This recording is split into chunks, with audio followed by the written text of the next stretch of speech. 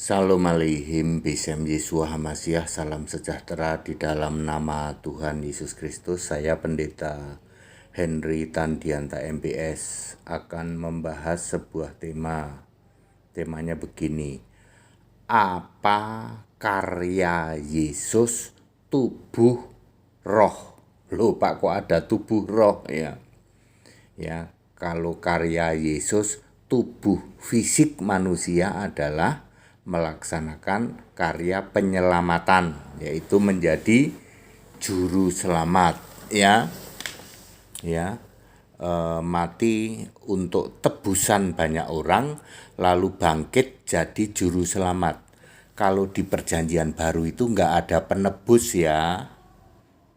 Yang bener Pak, iya. Penebus itu adanya di perjanjian lama. Kalau di perjanjian baru disebutnya juru selamat. Ya, di perjanjian lama ada penebus, ada juga juru selamat. Kalau di perjanjian lama, penebus dan juru selamat ini Allah yang sudah roh, makanya nggak perlu mati. Tapi kalau di perjanjian baru, tubuh fisik perlu mati. Itulah karya Yesus yang tubuh fisik, yaitu karya penyelamatan. Nah, yang kita bahas adalah karya Yesus tubuh roh, ya.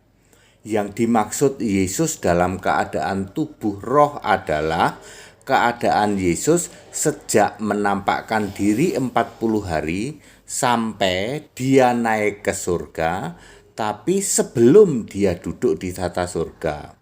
Bagi para pendeta, para romo, para mu'alaf yang tidak paham karena pikiran tumpul dan pikiran tidak nyampe, tolong ke laut aja. Ya, saya kan bicara Yesus tubuh roh. Kalian nyampe nggak pikirannya? Tumpul nggak pikirannya? Tumpul Pak, kami nggak ngerti. Yesus tubuh roh itu apa? Lah sudah, ke laut aja. Para pendeta, para romo, para mu'alaf yang tidak nyampe pikirannya untuk memahami Yesus tubuh yang roh. Gak paham Pak, ke laut aja ya. Yesus roh, Yesus tubuh roh selama 40 hari menampakkan diri. Karya Yesus selama menampakkan diri 40 hari adalah: 1. Membuktikan dia hidup. Kisah 1 ayat 3. 2. Memberi amanat memberitakan Injil Kristus ke segala makhluk, ke seluruh dunia. Markus 16 ayat 15, Matius 28 ayat 19. Sebab di situ ditulisnya Injilnya I huruf besar. Itu pasti Injil Kristus. Nomor 3, Markus 16 ayat 16, Matius 28 ayat 19, Yesus menyuruh membaptis dalam satu nama, ya, sama sekali bukan 3 nama. Semua rasul membaptis dalam satu nama, yaitu Yesus Kristus, Kisah 10 ayat 48. B. Ketika Yesus sudah naik ke surga, ya, tapi belum duduk di tahta surga.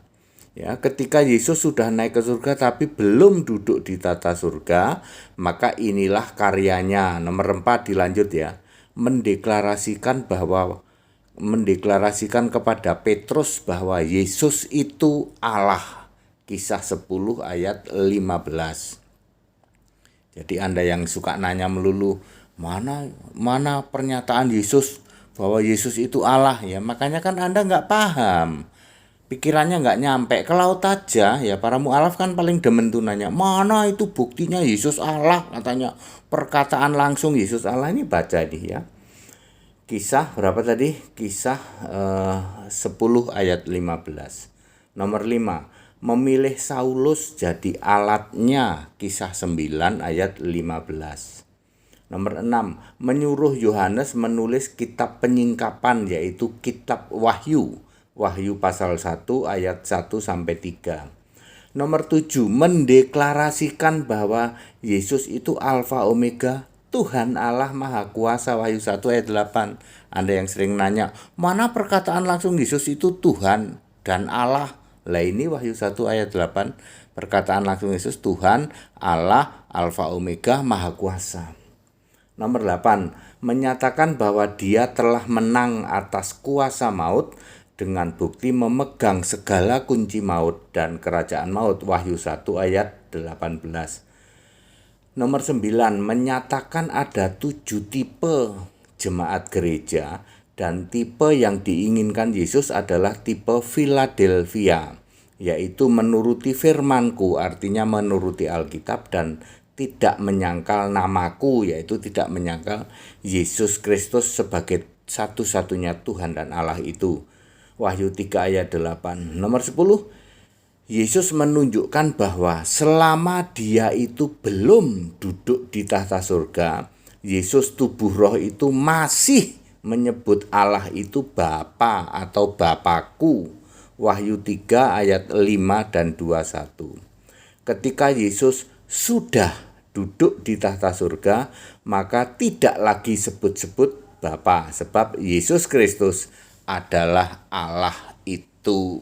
Ya, ini bisa juga di Wahyu, banyaklah ya, Wahyu 21 ayat 6 ya. Shalom Pendeta HTD. Jadi Bapak Ibu Saudara ya, very clear dengan sangat tegas ya, ayat Alkitab mengatakan karya Yesus sebagai tubuh roh. Jadi Allah berkarya itu pernah sebagai tubuh fisik namanya Yesus, pernah juga sebagai tubuh roh namanya Yesus, lalu berkarya ketika Yesus sudah naik ke surga itu namanya anak domba. Sekarang ini era anak domba. Itu tadi 10 karya ketika Yesus sebagai tubuh yang roh. Bagi yang tidak paham, pendeta Tritunggal, Romo Tritunggal, mu'alaf Tritunggal. Mu'alaf itu kan mantan Tritunggal. Silahkan ke laut saja, jangan maki-maki HTD ya. Kalau ilmumu tidak nyampe, pikiranmu tidak nyampe, ke laut aja ya. Bapak Ibu Saudara, ini very clear. Penjelasan ini sangat mudah dipahami kalau Anda mau percaya Yesus Allah. Tapi kalau kalian menolak Yesus Allah, maka selubung itu tidak dibuka oleh Yesus. Yang bisa membuka selubung ya, sehingga pikiranmu tumpul itu cuman Yesus. Kalau kamu menolak Yesus Allah, selama-lamanya pikiranmu tumpul.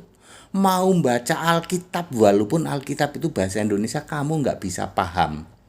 Ya, karena selubung itu belum dibuka. Para mu'alaf, para pendeta Tritunggal, para Romo Tritunggal, mustahil kamu ngerti Alkitab. Ayat Alkitab menulis, pikiranmu tumpul. Ya, kalau mau pinter, mau ngerti Alkitab, ikut sekolah Alkitab ya, dan dibaptis. Yuk baptis, ikut sekolah Alkitab ya, tetap dibuka. Baptisan setiap hari Minggu ya di Cibubur. Ayo ikut baptisan biar pikiranmu dibuka mengerti kitab suci. Segala hormat kemuliaan untuk Yesus Kristus, satu-satunya Allah yang benar. Haleluya, amin.